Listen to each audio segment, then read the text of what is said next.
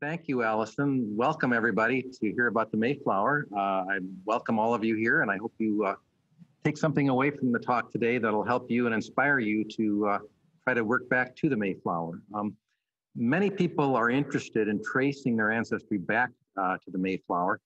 It can be seen as a difficult research challenge for some, as is gathering up the necessary proof that you have to join the Mayflower Society, which is a hereditary organization that is sort of one of the hardest ones to get into because they have a very high standard to admit you in with the proof that they accept. This year marks the 400th anniversary of the Mayflower's arrival and the establishment of Plymouth Colony. So there's a lot of interest this year in the ship and in this stalwart group of people who established the first permanent settlement in New England. The sailing of the Mayflower and the arrival of the Pilgrims is one of the most iconic events in American history. In some respects, it has been surrounded in myth, especially the celebration of Plymouth Rock on our national Thanksgiving holiday. Children learn about the Mayflower in elementary school, and they make cut-out pilgrim hats complete with buckles. And we see costumed characters with large pilgrim heads marching in parades. The truth about the Pilgrims requires a lot more digging. The good news is that there have been a number of great new studies by historians that place the Pilgrims in greater contexts and many new genealogical discoveries made in English records for what is perhaps the most studied group in American history. Together, this scholarship really enhances what we know about them and how we can best appreciate their legacy. As genealogists, we are really living in the best of times for the study of Plymouth Colony, and we can look forward in the future to even more new information coming to light. So, are you a Mayflower descendant? Some 35 million Americans are considered to be descendants, and may even be bigger than that, which is significant out of a total population of 327 million.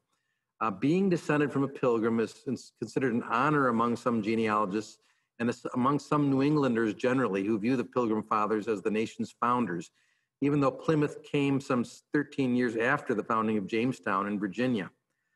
Many famous people are Mayflower descendants, and finding kinship to them can be fun, as is the whole process of trying to establish an ancestral link to this group of early Americans.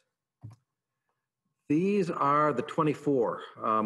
Finding a link to the Mayflower involves knowing who among the 102 original passengers left descendants.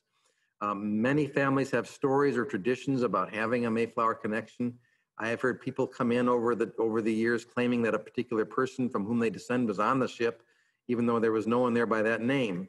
So there's a lot of lore, a lot of folklore surrounding it.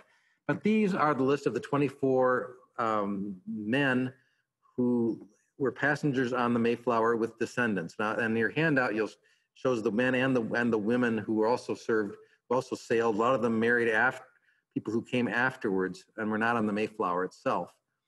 So the list includes Francis Cook, Miles Standish, Francis Eaton, Samuel Fuller, Edward Fuller, William White, William Bradford, William Brewster, who's my ancestor, Isaac Allerton, John Alden, who with his wife Priscilla was a descendant of William Mullins, Peter Brown, Deggery Priest, John Billington, Edward Winslow, John Howland, and through his wife Elizabeth, through John Tilley, James Chilton, Richard Moore, Thomas Rogers, George Sewell, Edward Doty, Richard Warren, Henry Sampson, Stephen Hopkins, and Moses Fletcher.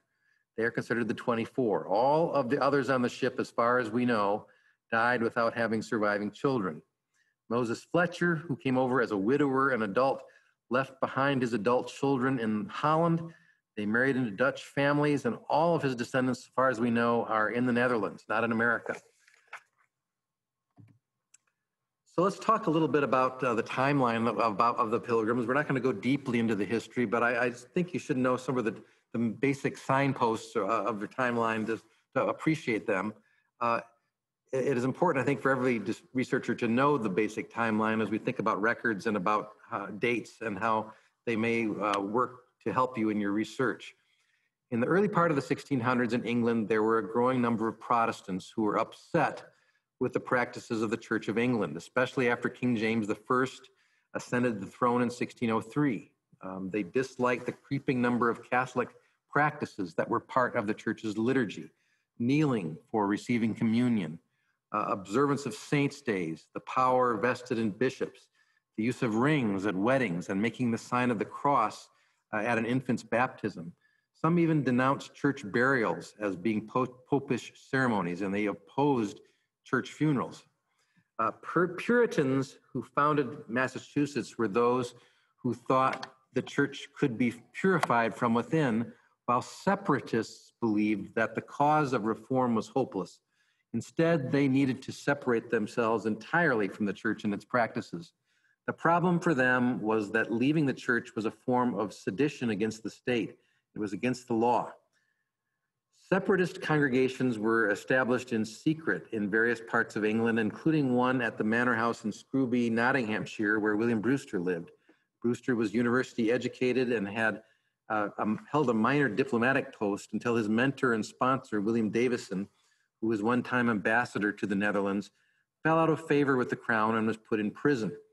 Brewster corresponded with other separatists, including the Reverend John Robinson and the Reverend Richard Clifton, both of whom were ordained priests of the Church of England. With the authorities threatening arrest, they decided to flee the country for Leiden in Holland, where they could worship freely. They lived a year in Amsterdam before moving in 1609 to Leiden, where they established a separatist congregation that attracted members from across England wishing to worship in freedom. Those who were part of the congregation called themselves saints. The English government considered them radicals and enemies of the state. Brewster had set up a printing press in Leiden and published books against the Church of England, making him a target for arrest. In 1619, an alliance between England and Holland against the Spanish led England to ask Holland, as part of the treaty, to crack down on the separatists living there. This act prompted the Pilgrims to seek a way out of Holland for the New World where they could worship in freedom without the threat of arrest by the English government. Many of the separatists in Leiden worked in the wool industry, which is a grueling job that involved cleaning, combing, and sorting wool, as is depicted in this picture. They had to adapt to Dutch society, but they enjoyed a surprising amount of freedom there that they did not find in England. I'm not going to delve deeply into the history of the Pilgrims in Leiden, but I do want to make you aware of the work of the historian Jeremy Dupertuis Bangs, who is director of the Leiden American Pilgrim Museum. Bangs has conducted a number of extensive research projects on the separatists living in Holland in the early 17th century. And as a result of his work, we now know a lot more about what happened during this time than what historians knew just even 50 years ago. And as a result, so much new genealogical information about the Pilgrims has been made known because of his study of church and court records in the Netherlands. We now know a lot more connections among these families. A number of Mayflower passengers we can identify as saints.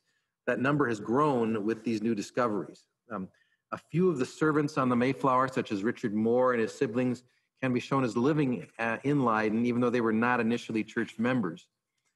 Bangs has produced two really important books about this period. The first is titled Strangers and Pilgrims, Travelers and Sojourners, Leiden and the Foundations of Plymouth Plantation, which was published in 2009. This is a narrative history, not a genealogical work, but it is nonetheless full of names and a rich array of references from Leiden archival sources. It was the place, Bangs argues, where the character of the Pilgrim Church and subsequently the colony itself took form. He claims to have unearthed every single source to the Pilgrims found in the Leiden archives and provides the reader an extensive detail of what their lives were like there, where they lived, how they worked, and the theological issues that the leaders debated at the time. Bangs argues that there were some of some of the customs adopted in Plymouth Colony derived from Leiden, including civil marriage laws, the layout of the town of Plymouth, and even the Confederate structure of representative self-government. None of these were English traditions. Bangs' newest book is called The Light on the Old Colony, Plymouth, the Dutch Context of Toleration and Patterns of Pilgrim Commemoration, published this year. This work contains a collection of essays, some by other writers, about the whole gamut of the Pilgrim experience. He continues to build on the Leiden influence, especially on religious tolerance, and who that concept affected, and how that concept affected the laws of Plymouth Colony later. Though Plymouth was far more restrictive than Leiden, there was some accommodation made for some groups that were prosecuted with more severity in Massachusetts Bay. So which of the Pilgrims who left descendants are identified as saints or members of the Leiden congregation? Some were direct church members, while others were servants of the members.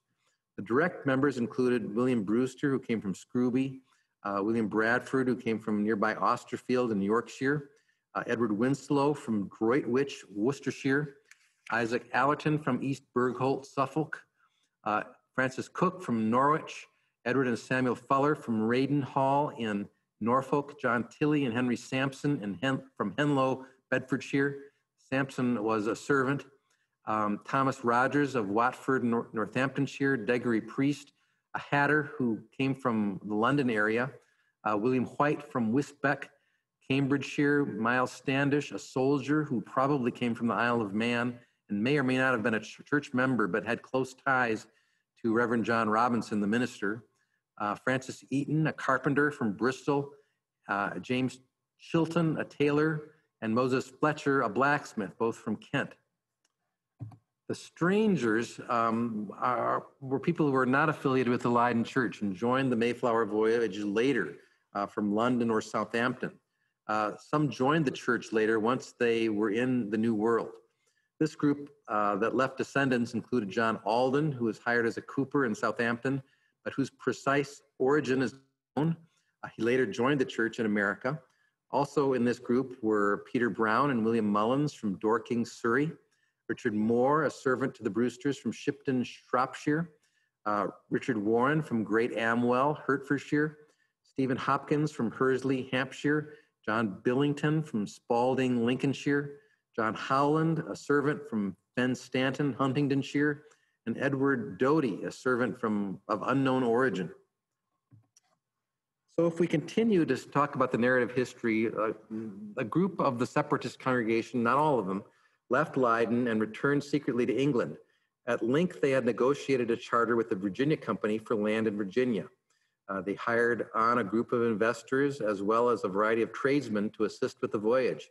There were two ships, the Speedwell and the Mayflower, that left England on August 5th, 1620, but the Speedwell sprung a leak, so both ships turned back.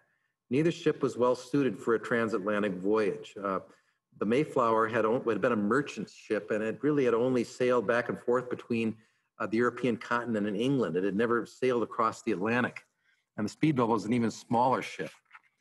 The Mayflower set sail again on September 6th. By this time, it was getting kind of late in the season. It took 10 weeks to get across the ocean. It was a time, as I said, considered late because of the number of storms and rough seas that they had to endure. It finally reached what is now Provincetown at the end of Cape Cod on November 11th, 1620. Even though they had intended to go to Virginia, the weather had blown them off course. The single most important historical event of the voyage was the signing of the Mayflower Compact on November 11th, 1620. It was a civil agreement among the males, both saints and strangers, to live together and follow the rules and laws for the sake of their mutual benefit, safety, and survival. They needed what had been termed a consensual commonwealth in order to just govern themselves, even though it would later be superseded by another constitution in 1636. The compact remained an important document for the colony years later, and it was considered to be the original inspiration for their later government. The only authentic portrait we have of any of the Pilgrims is that of Edward Winslow, who became governor of the colony after William Bradford. The records of the colony improved under his administration, and he served as the principal diplomat for the colony. The first winter in the new colony was brutal, and some 43 people, nearly half the colony, died. Scurvy, pneumonia, and tuberculosis all took a toll. Governor John Carver, before he died, negotiated a treaty with Chief Massasoit of the Wampanoag tribe in March 1621, and two Indians who spoke English, Samoset and Squanto, helped act as translators. The Mayflower returned to England in April of 1621. Squanto, as many of you may remember from your elementary school, showed the colonists how to plant crops using dead fish and building little mounds with corn seeds. And there was a bountiful harvest in the fall of 1621. And of course, the famous harvest festival that is celebrated today as the first Thanksgiving. But much of what we think about as Thanksgiving is sort of clouded in exaggeration. This is a picture of the reconstructed Plymouth Plantation. You can visit it. It gives you an idea of what the layout of the first settlement looked like. Freeholders held lots to land in town, but also had acreage outside the village. This was a very common form of English settlement, but there were also aspects that reflected a Dutch influence. I want to touch briefly on the later timeline of the colony. It continued to grow, of course. The next ship, the Fortune, arrived in November 1621, and two more ships came in 1623, the Anne and the Little James. They both arrived in July. By 1627, there was a major division of cattle, and the colony had about 156 residents.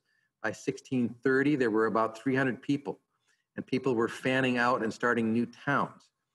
There were increasing conflicts with the Native Americans. The Pequots were the traditional enemies of the Narragansetts and the Mohicans, who were allied with the English in Massachusetts Bay and Plymouth. There were skirmishes all over for the control of the fur trade that eventually escalated into a full-scale war. The Pequots were soundly defeated and the tribe eventually exterminated. A bloody and crippling war for New England, worse in its severity, was called King Phillips War, which was fought in 1675, which spanned all over New England. King Philip was the son of Massasoit, the chief of the Wampanoag tribe with whom the colonists had successfully negotiated in 1621. Tensions had continued, however, over the decades as more settlers arrived from England, encroaching further and further on Native American lands.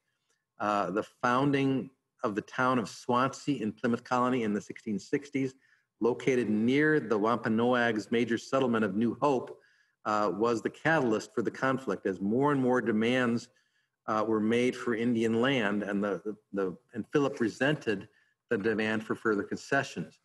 It is estimated that 8% of the male population was killed during the war, and a much higher percentage of the Native Americans. Philip himself was killed, and many of his followers were also killed or sold into slavery. And of course, and the colony merged with Massachusetts Bay in 1691. So it then becomes part of what we think of as Massachusetts.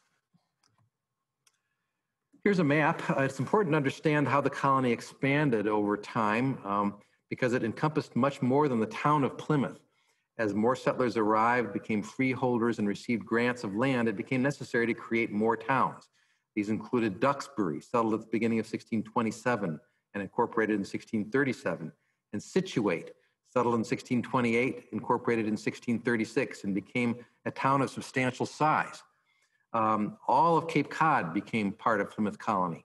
This colony shows the other towns and their incorporation dates, including Sandwich, Barnstable, Yarmouth, Falmouth, Eastham, Rochester, Dartmouth, Freetown, Middleborough, Marshfield, Bridgewater, Taunton, Rehoboth, Little Compton, and Swansea, the latter three near the Rhode Island colony line and the source of conflict that sparked King Philip's War.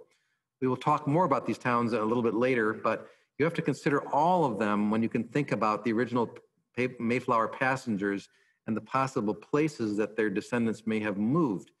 Because people fanned out from Plymouth into these other towns as the 17th century wore on. I want to touch a little bit on the historical writing about Plymouth Colony in recent years. It's important to understand what historians are saying about the Pilgrims if we want to put their lives into historical context. And a lot has changed. In the 1800s, most books written about Plymouth put the Pilgrims on pedestals. They were shown as great American heroes, the champions of self-government, to which we can directly trace the aspirations of liberty during the Revolutionary War. The whole experiment in American democracy It can trace its origin, they claimed, to the Mayflower Compact. John Quincy Adams was one of the exponents of this. Beginning in the 20th century, however, historians began to change what they thought about the Pilgrims, and we continue to live in an era of historical revisionism. The standard new, and I put new in quotation marks, history of Plymouth appeared in 1945 by George Willison and was titled Saints and Strangers. It was written at the close of World War II, and Willison contrasted the so-called saints, the members of the Leiden congregation, with the strangers, the add-ons to the colony from England, whom he depicted as the saints' chief antagonists. His narrative is all about how the colony resolved its conflicts and managed to create a thriving community, not unlike modern American suburbia at that time.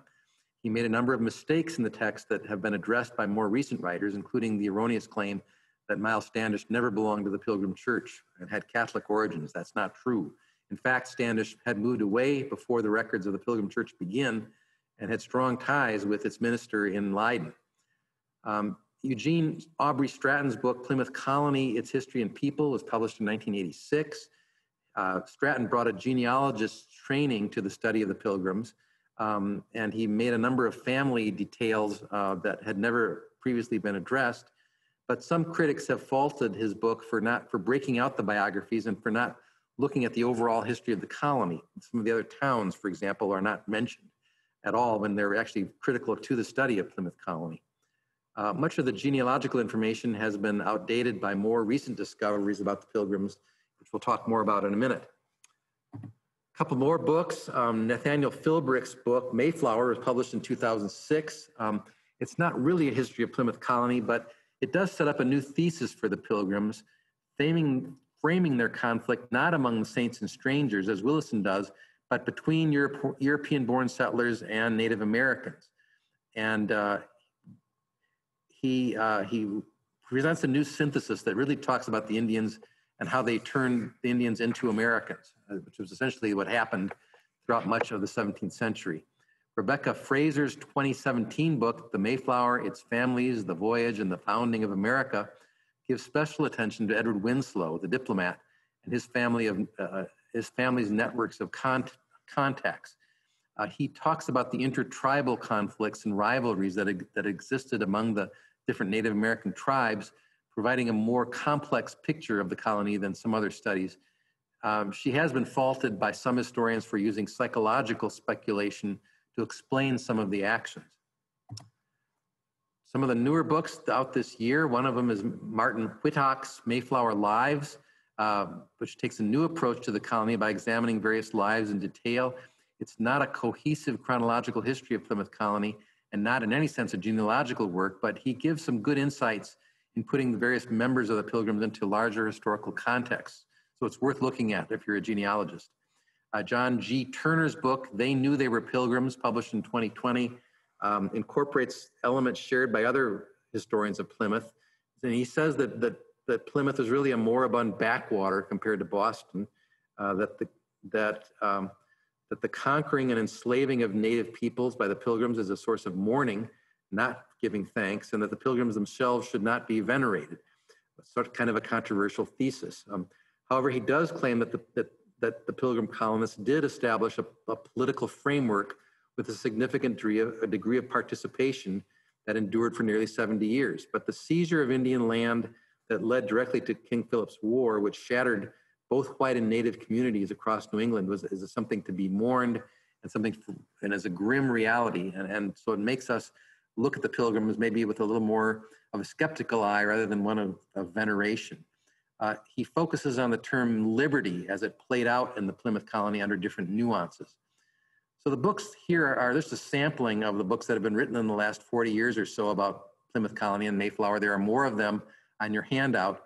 And even if your interest is primarily in genealogical and not historical, I think it's important for every Mayflower genealogist to have some appreciation for the historical background and the fact that there were varying ways to interpret the Pilgrims, studying them from different lenses. Even as genealogists, we should not sentimentalize them, but understand them with all their faults and foibles. We can be justifiably proud that they managed to endure under extremely harsh conditions, but we should also be sensitive, I think, to the native peoples of New England and their sufferings during this period. Now, I want to talk a little bit about some of the original sources you can use for finding the Mayflower passengers and their descendants. At the outset, you should know, as I said earlier, that the Pilgrims are the best researched and best documented group of people ever to settle in America.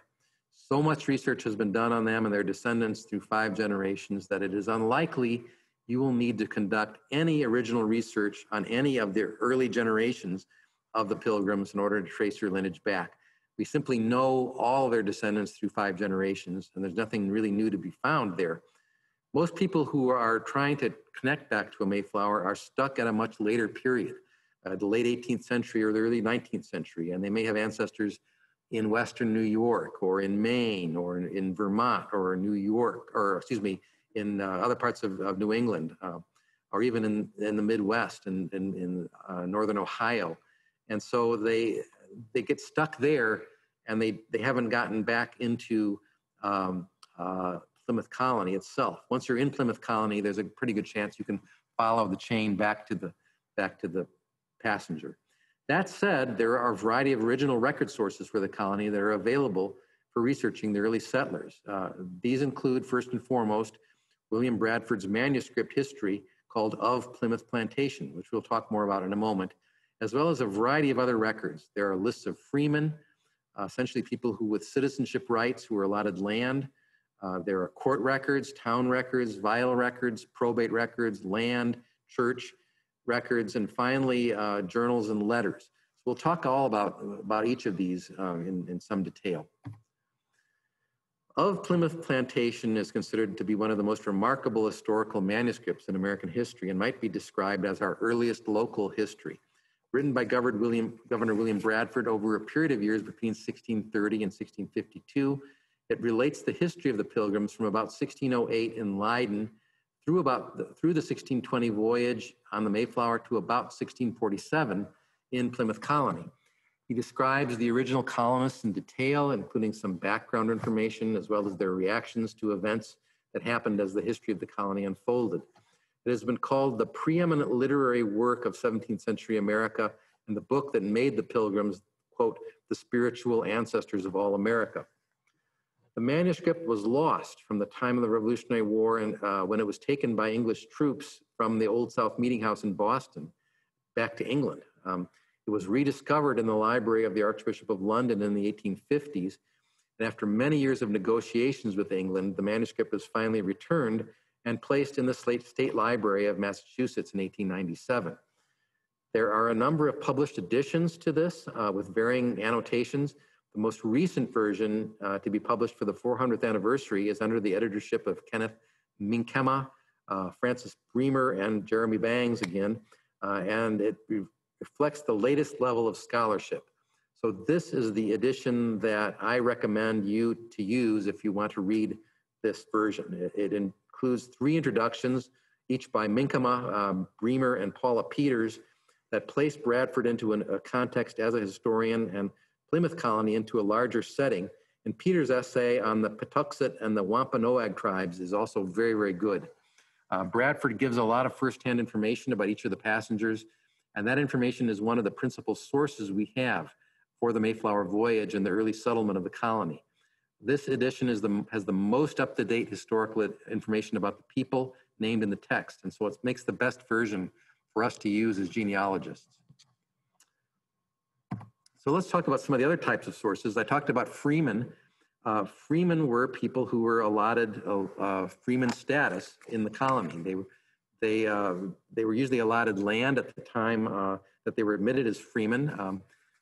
When one attained freeman status, they had the right to vote for colony officers.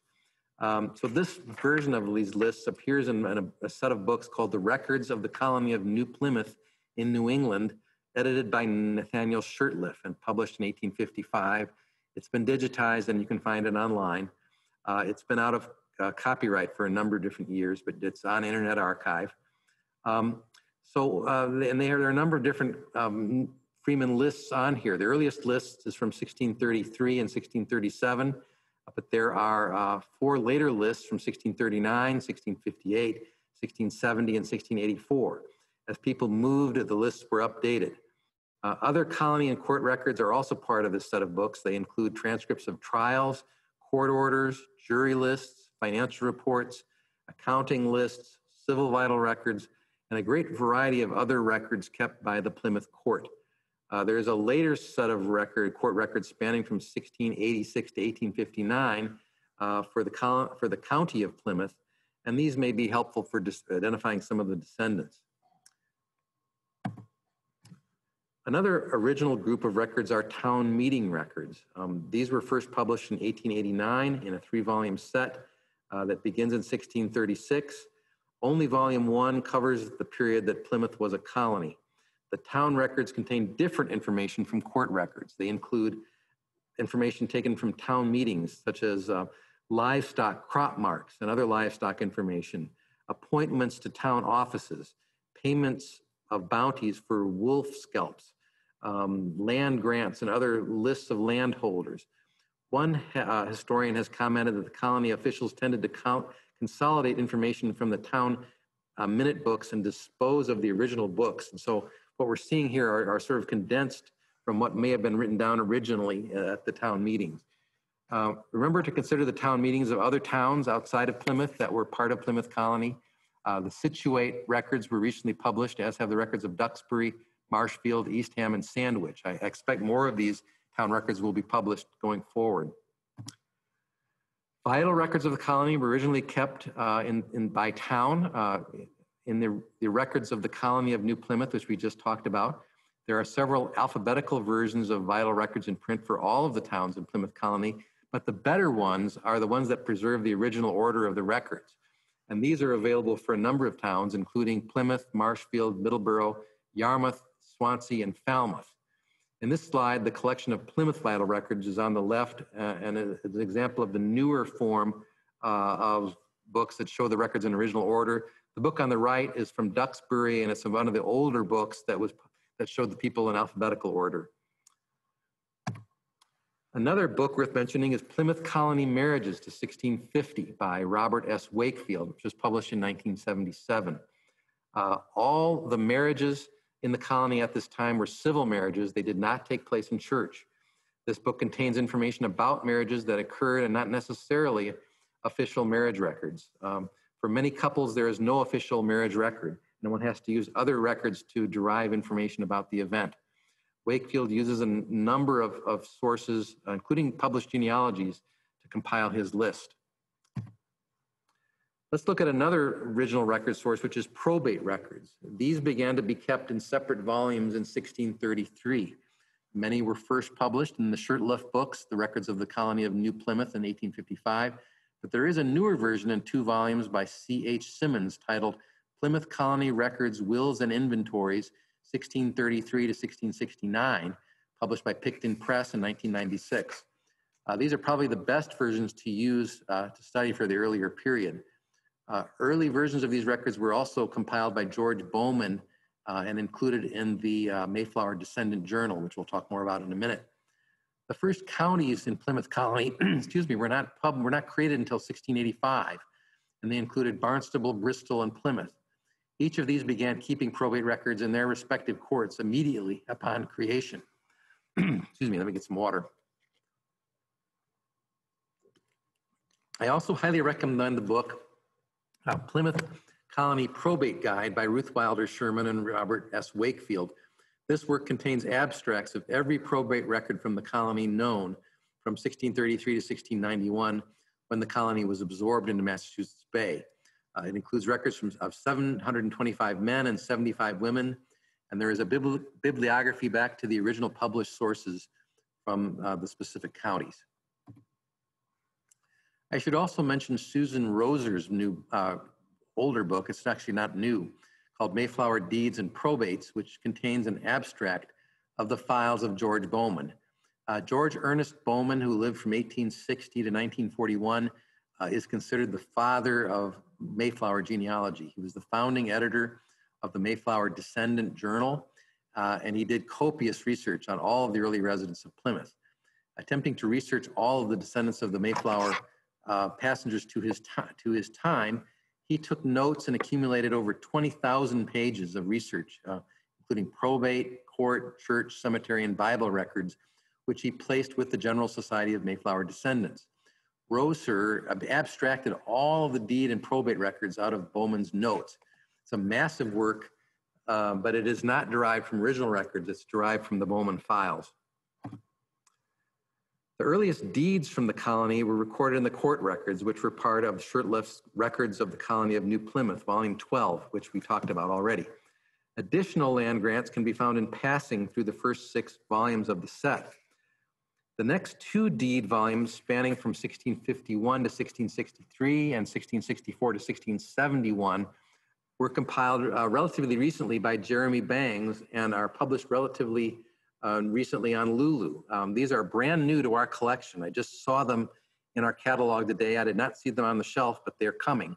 We just purchased them, and they'll be a major new addition for our Plymouth collection. The volume 2 spans from 1651 to 63, and volume 3, part 1, goes from 1664 to 1671.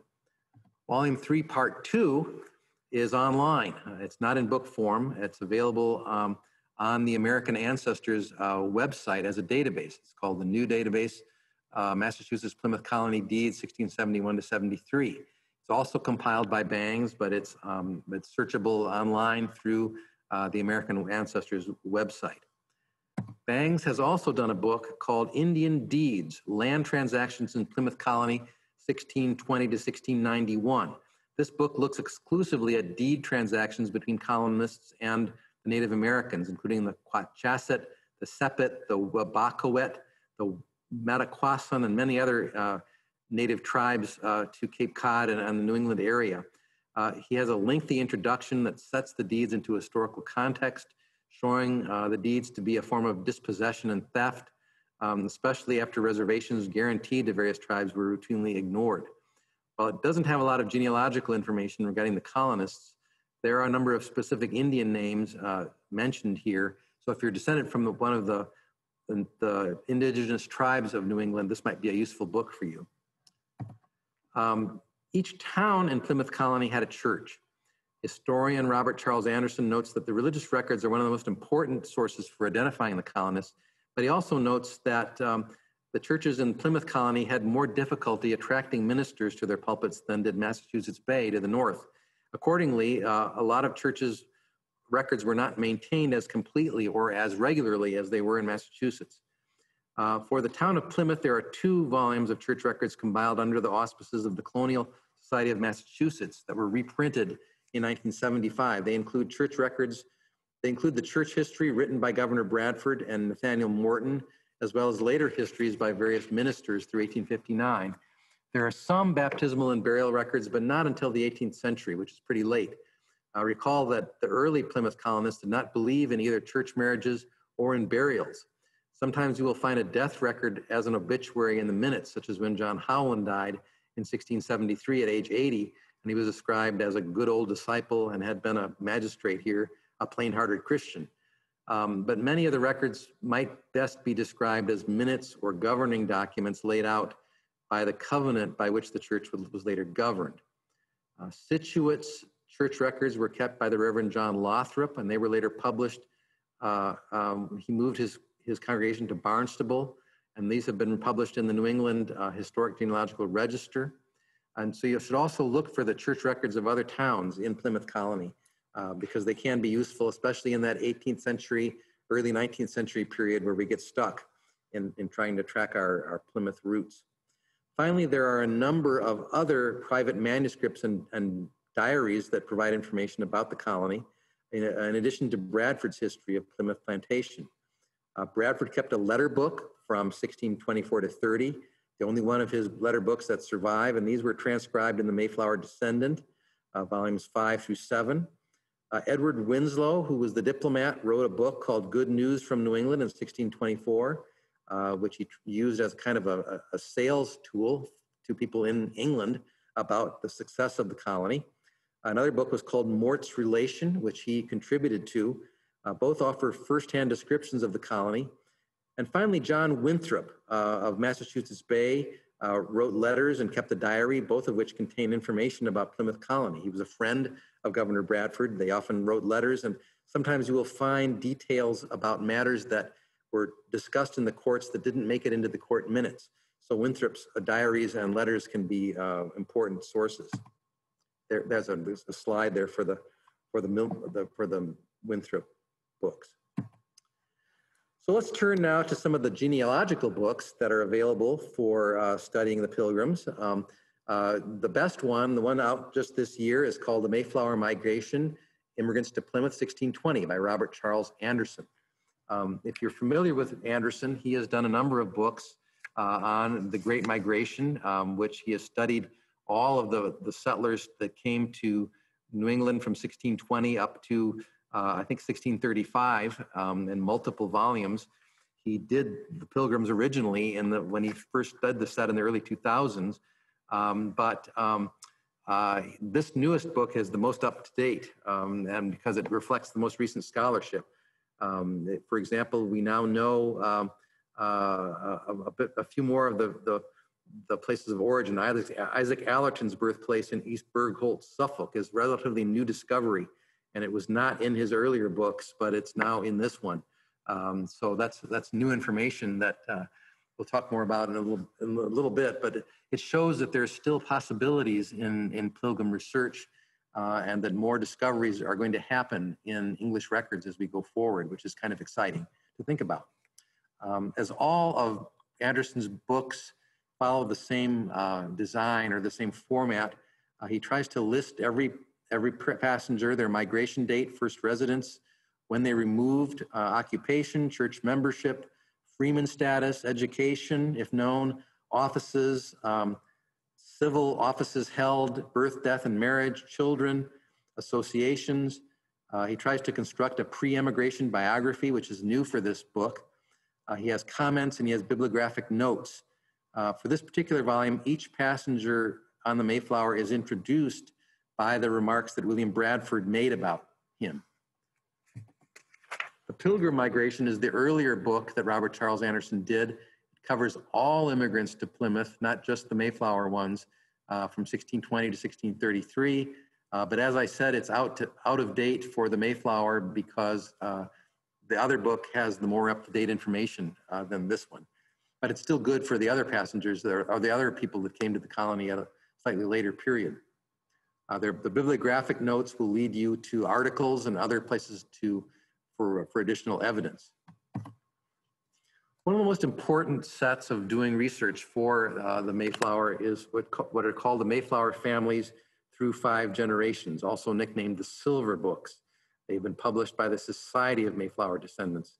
These are highly documented works and are all encompassing, identifying every line down from every pilgrim through at least 6 generations for every one of them, except for Moses Fletcher, the one whose descendants were left behind in Holland. Whether there'll be a Fletcher book in the future, I don't know, but all of the other 23 now have a book out about them. As I said, there are 25 volumes in all. Many of them have multiple parts, and some of the volumes, they trace the people beyond 6 generations. They go up to 8 or 9 generations down. Some of them only stop at 6 generations, but I expect these to be ongoing. I expect there'll be more of these volumes produced over time, and that these generations will go beyond the original 6 generations to later generations. Here's a sample page, what they look like. You can see the name of the ancestor. It follows a sort of a New England Register format. It shows the line back to the Mayflower Pilgrim, gives many documentation, footnotes to original records. You can use this information when you apply to the Mayflower Society. You can look up the original citation. It can be helpful to you in your work if you're trying to get into that.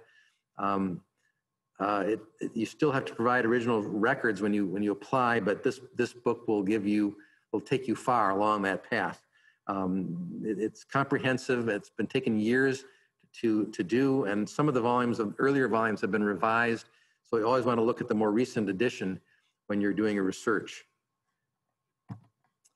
Susan Roser, we talked about her in a minute, but beyond the Silver Books, she's done a couple of books. One is called Mayflower Increasings. The other is called Mayflower Passenger References.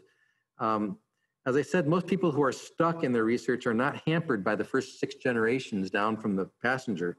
They get stuck in New York or Vermont or Maine or in Western Massachusetts in the early 1800s when vital records were scarce. It will help to consider sources of migrations out of Plymouth and where the descendants headed when they moved west or north or south. Obviously, we are tracking the descendants of 24 people, and by the 1700s, there are thousands of people who are their descendants, and they moved around quite widely. Still, it is much more likely you will find them in Western New York or in Upper New England than you will in the South, but there were some lines that did go into the South. Roser has worked extensively with the descendants, and she's done these 2 books. One is on Mayflower Increasings, is a book gathered of genealogies on Mayflower passengers. Most of this is likely superseded by the Silver books, but it still bears checking for a particular line. Another of her books is the Mayflower Passenger References from Contemporary Records and Scholarly Journals. In this book, she has tried to go through church records, Bradford's letter books, and court records, and so on, and tried to draw all of the passenger references that she can and pull them together under their names. It is now a little out of date, but it is still a really helpful source. While I wouldn't use this book as a substitute for doing research directly in the original records, there may be references here that have not been seen and is worth making it check again. She has done a third book not pictured here, called Mayflower Deeds and Probates, which is arranged alphabetically by passengers named and includes various references to will and deed records from various sources. The New England Register is a genealogical journal that is published by the New England Historic Genealogical Society since the 1840s. It's probably the oldest and one of the most revered journals in American genealogy. And it includes lots of information about Plymouth and about the Pilgrims. A book that was compiled in the early 1980s is called Mayflower Source Records. It was taken from articles that were previously published in the Register for towns from southeastern Massachusetts, Cape Cod, Nantucket, and Martha's Vineyard, and it consists mostly of church registers and a few probate records with selected numbers of cemetery records. So it can be a useful book. It's worth looking at, again, if you're tracking your out-migration. A better way of accessing the contents of the Register, however, is to go online to the American Ancestors website, which we subscribe to here at the library. You can also get to it from home if you subscribe. This is a subscription website offered by the New England Historic Genealogical Society in Boston. The back issues of the Register are now fully name indexed, and they're available and searchable online through this website. It also has a variety of other record sources from New England, including some unique content not found elsewhere online. I mentioned the third volume, part 2 of the Plymouth Deeds that are on this website. So when you want to do research, you want to click on the search screen, which is up in the top left corner there. You get a box like this where you can plug in a name that you're researching, and then you can put, you can limit it, you can put a specific town in. It will access all sorts of things: military records, journals and periodicals, vital records, books that were previously published by Anderson in the Great Migration Project, published genealogies, court and land and records, probate records, and so on. So it's a great tool that will take you to a lot of information that may take you a lot of time to find otherwise. So it's a great jumping off point, and it's different than Ancestry and some of the other ones, because it really is tied to the resources of the New England Historic Genealogical Society. Mayflower Descendant, I mentioned this before because of George Bowman being the founding editor. This is the scholarly journal that comes out about the Mayflower. It was founded in 1899 by Bowman. It was kept up through 1938 when it ceased. And then in 1984, it was resumed, and it continues to be published today. It publishes scholarly articles about the descendants of the Mayflower passengers, often in the 6th and 7th generation timelines, just beyond the scope of the Silver books, and sometimes later generations. It has a lot of unique and interesting content.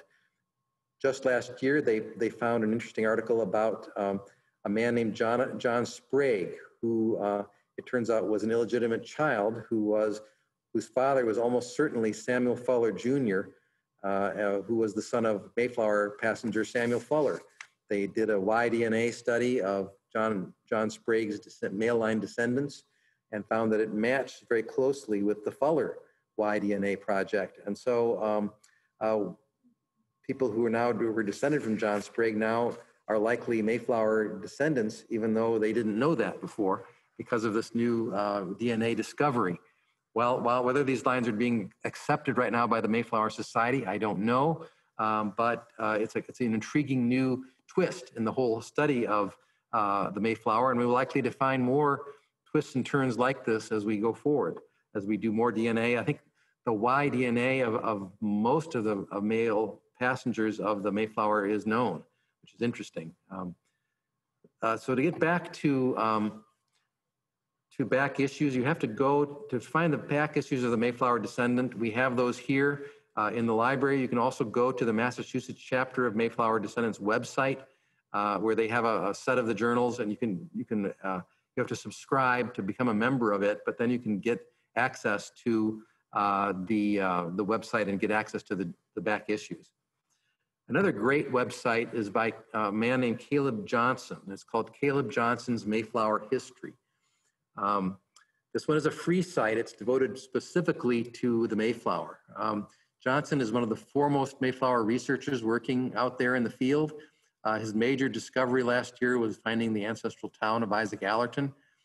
He continues to do a lot of work in English records, trying to find clues to the different passengers.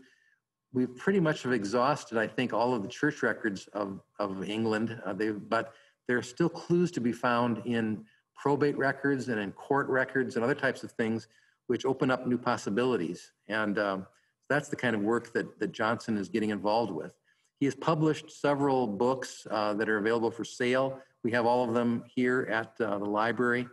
There are links to all the passenger lists of the early ships to the colony. There are links to the Leiden archives and to the Prerogative Court of Canterbury. And there are links to a number of digitized versions of books that he has on there. So it's a great site. Highly recommend looking at it. The link is on your handout. A new tool for researching Mayflower descendants is the Mayflower Descendants search page, which is on Family Search. This just came out a matter of weeks ago. It hopes to index and reference names taken from application files to different Mayflower societies, which can be a great tool for finding descendants beyond the silver books. The collection is still in its infancy, and many names are not yet available. It is not completely clear from which chapters the applications will be drawn or scanned. Remember that there are different state chapters to the Mayflower Society. The Massachusetts chapter is just one. Indiana has one, Ohio has one, Michigan has one, and all of them have their own application files. They all have to be signed off and approved by the general secretary of the Society of Mayflower Descendants, but all those application files then are filed, I think, at the general office as well as at the state level. So I don't know from this, I can't tell whether all of those application files are going eventually to be scanned and what that will mean, but it will be a major tool. Also remember that in the early days of the Mayflower Society, some of the proof standards weren't quite up to snuff as what they are today. So you have to look at some of them carefully, but there will undoubtedly be a lot of clues on here. For the remainder of the time we have left, and there's not a lot of time, I want to talk a little bit about out-migration from Plymouth Colony and where people went.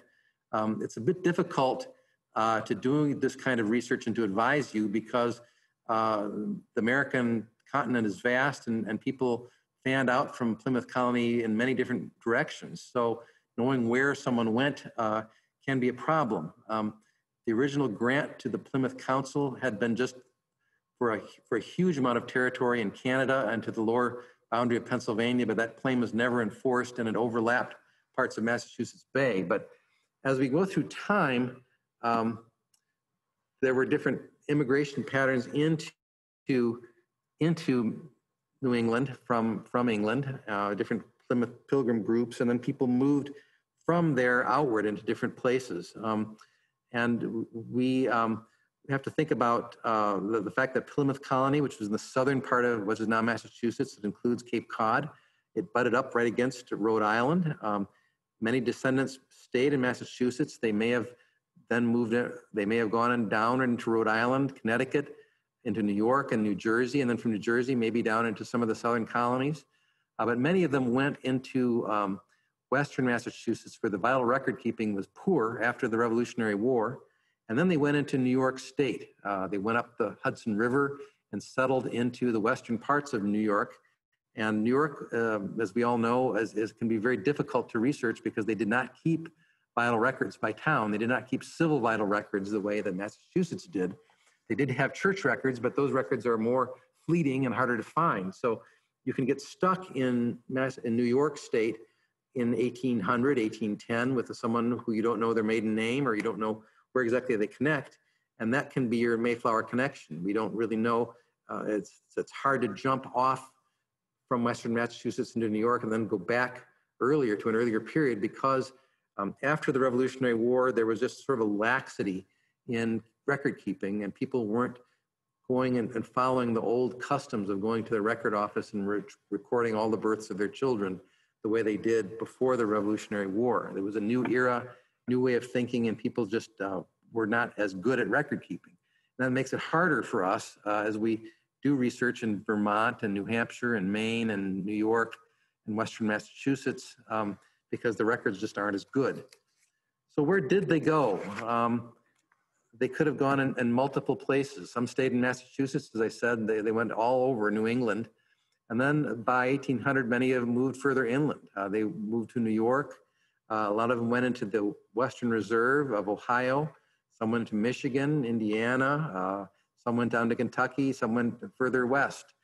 So you have descendants now, 35 million people all over the United States who are descended from the Pilgrims. But here are two maps that I want to emphasize. They may be a little bit hard to look at. The one on the left shows the roads that existed in America in 1775. And you can see the roads that were going outward from New England at that time. Sort of gives you an idea of where people may have traveled.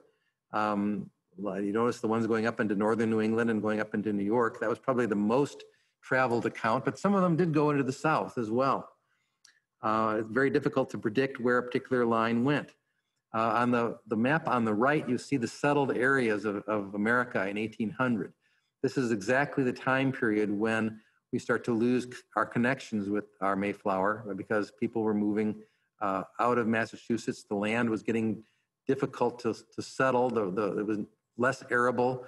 It was divided too many times, so it was difficult for someone to make a living on a small plat of ground. So they had to go west into Pennsylvania and New York to get better land. And so that was a motivating factor for leaving the colony.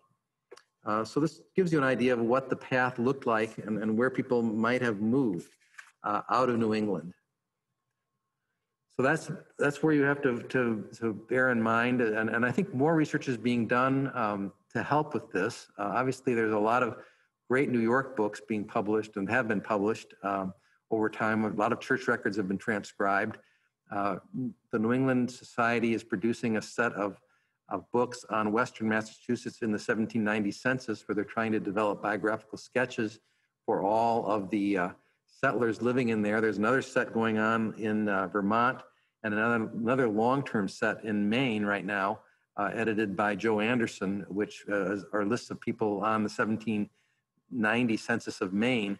My own Mayflower line, which is from Brewster, my people went north from Cape Cod up into Portland, Maine, and then they were there, and then they finally came across the country into Fort Wayne in the 1830s. So that was my particular out-migration, but you're going to have your own pattern to find your own settlement pattern.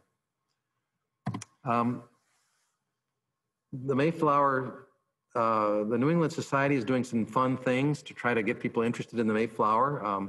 You can register if you are a Mayflower descendant, you can register your name and your line on their website and put your picture up there. And I think it'll probably be an interesting historical database in future years that will show your connection to it. It's free. The other thing you can do is get a new book called The Mayflower 500, published by Gary Boyd Roberts, which is a listing of famous people who are descended from the Mayflower. All sorts of actors and actresses, sports figures, politicians, and so forth have been traced back to a Mayflower ancestor. So if you have a Mayflower line, this is kind of a fun new book just out this year. You can find out if you're related to some famous person that shares some cousinship with you back to the Mayflower. So as we wrap up, I just want to say thank you for joining us today. I hope as we celebrate the 400th anniversary this fall, you will take this time to hammer away at your own possible Mayflower connection. It can be a fun experience that will provide you a very personal link to American history. It certainly makes great dinner table conversation at Thanksgiving. And as I hope, as you have seen, there are many different sources available out there for finding the connection to this very studied group, and more to come. It's an exciting time. So thank you very much, and I'll be glad to answer questions.